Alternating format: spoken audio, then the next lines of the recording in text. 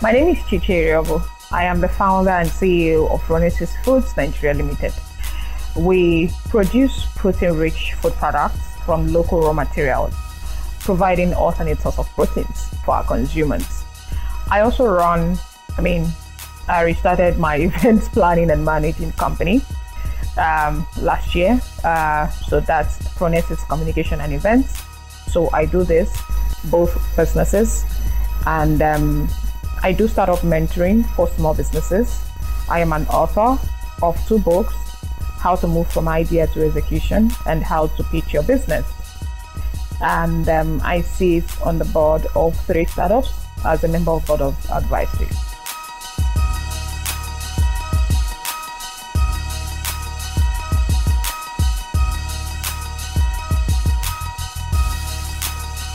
So what inspired me to go into business and to becoming an entrepreneur?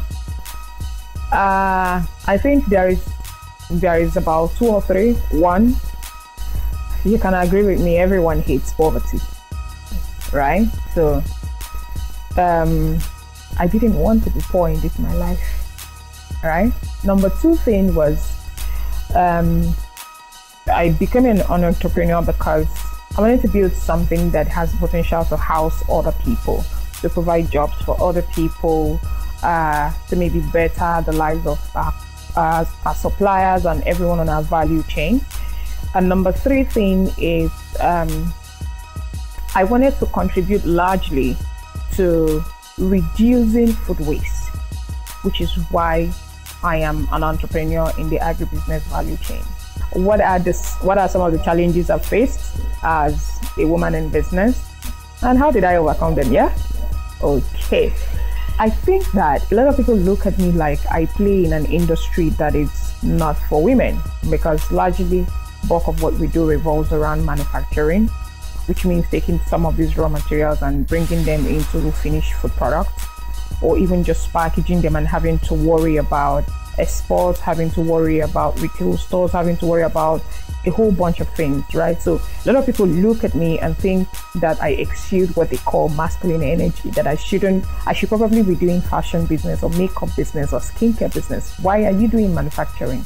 It's some form of a bias, and I'm not sure who introduced it, but who says that women cannot do these things or play in these industries and do it excellently well? So it's not like I live every day as a female entrepreneur trying to prove to anyone that what a man can do, a woman can do better. Far from me.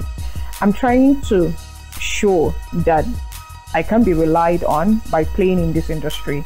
I'm trying to show that I can be innovative. I'm trying to show that I can be anything that anyone is expecting a woman entrepreneur in another industry to be, by playing in the current industry I am playing in, which is food manufacturing, production, packaging, processing, and the rest of that. And so what I'm doing daily to overcome this bias is nothing out of the ordinary. Just continuing to show up, no matter how hard it gets. So whether I'm even going to be a female entrepreneur in the fashion industry or skincare industry, it's still going to be the similar challenges. So what do? I continue to show up, right? Whether I'm trying to raise funding, or I'm trying to deal with suppliers, or I'm trying to deal with retail stores, or I'm trying to deal with employees, or I'm trying to deal with cash flow, whatever it is, it's the same similar challenges. So what do? How do I overcome them? I continue to show up. Now, one of the biases I have experienced in the course of me being an entrepreneur and playing with the particular raw materials that my company has done in the last 5 years was having to convince people, or trying to make people understand that what we are selling is also a local food product, and it is rich, and it is not it's not food for a particular region in Nigeria. It's food for every person who wants to eat healthy. It's food for everyone who is lacking protein. It's food for everyone who just generally maybe want to lose weight or want to eat healthy. So yeah. So what do I do to overcome these biases? I continue to talk about our products. I continue to talk about the nutritional benefits of our products, and I continue to show up for our business, because I've walked into business opportunities where people are looking at me and people are looking at the product I am presenting, and they cannot relate. And the most important thing I always ask myself is, am I meeting needs? Am I answering to an existing problem? It doesn't matter if the whole world gets to know about or knows about this product now or not. Eventually, the right people will know. The people we're trying to reach, they will hear. And then gradually we're breaching these biases.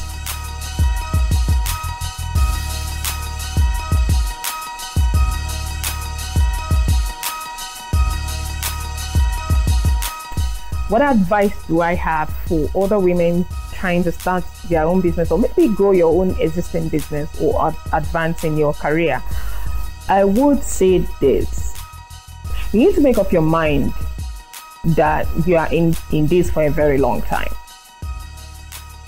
Longevity is a decision you should make ahead of time. You see, because you're going to work up a lot of mornings and ask yourself, who sent you on this journey? Couldn't you have chosen an easier path? There is no easier path.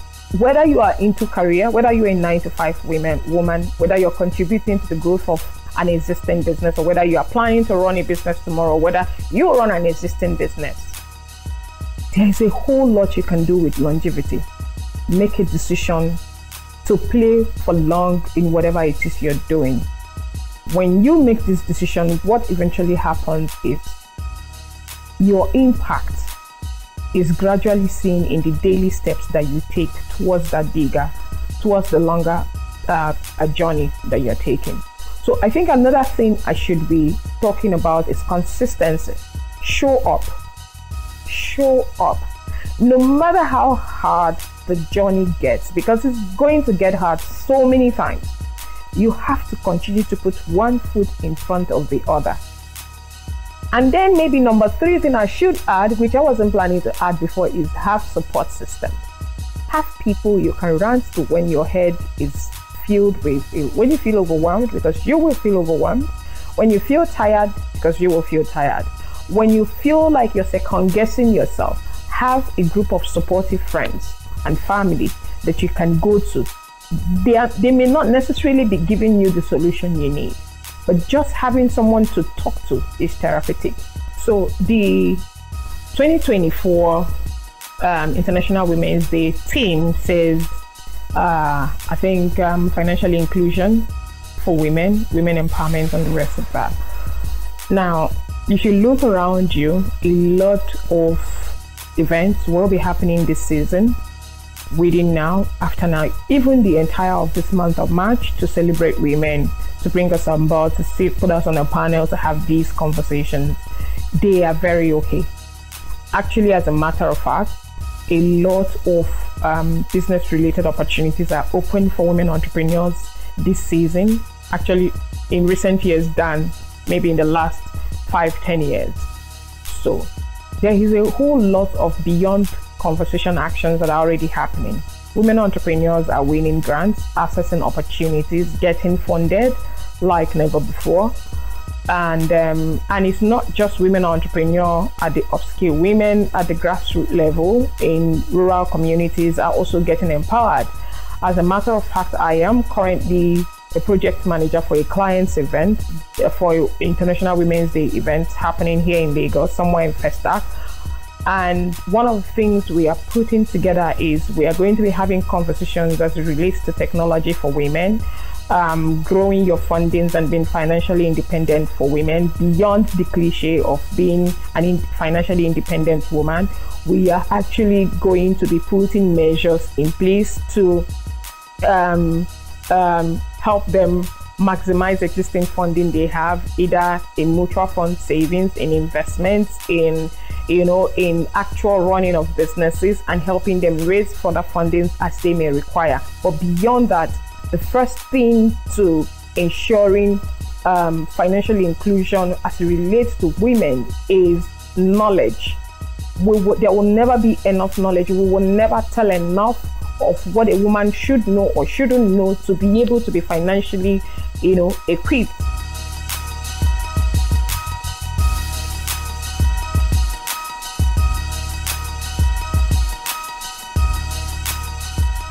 So,